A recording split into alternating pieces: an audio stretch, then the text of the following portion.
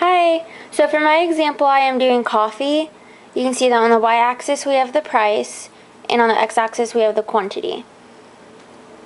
So my equilibrium right now is on 3 cups of coffee for $10.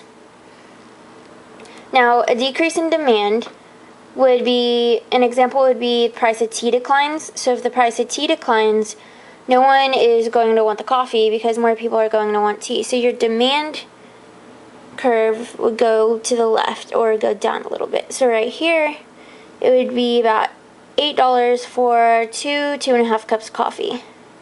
We'll say 2.5. You know, you don't want a whole cup of coffee. Now, if we put it back to our equilibrium at 10 and 3,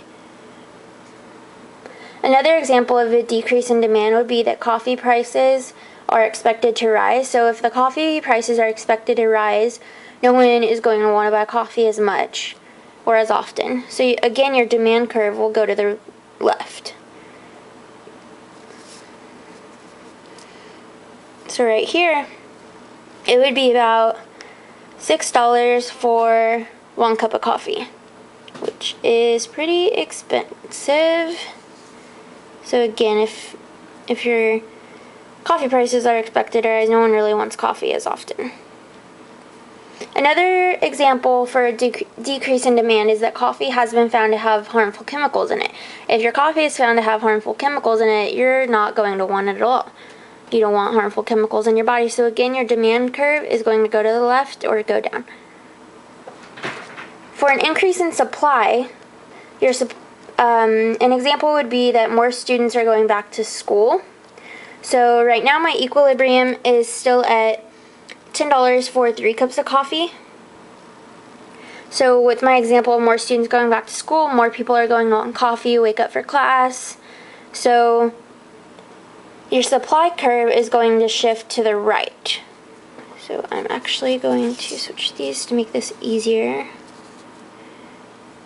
So with your supply curve going to the right, it would be about $8 for 4 cups of coffee. Now we can put it back at our equilibrium. Another example for the increase in supply would be that more coffee shops open up. So if more coffee shops open up, you're going to have a wider variety of coffee stores to go to. So again, your supply curve is going to shift to the right. You can even go down here, and it would cost about $6 for 5 cups of coffee. Now going back to our equilibrium of $10 for 3 cups of coffee. A third example is that if a new machine speeds up the production of process for coffee, then you'll be waiting in line for a less amount of time than normal. So of course the increase in supply would cause your supply curve to shift to the right again.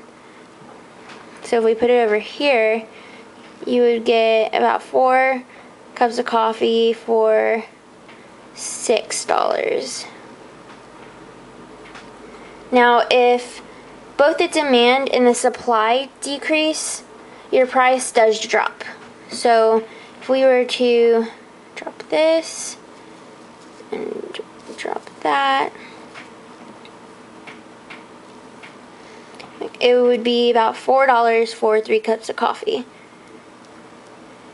But you can't really tell the quantity because the price is more, with both decreasing, the price is going to be available for you to see and the quantity could change.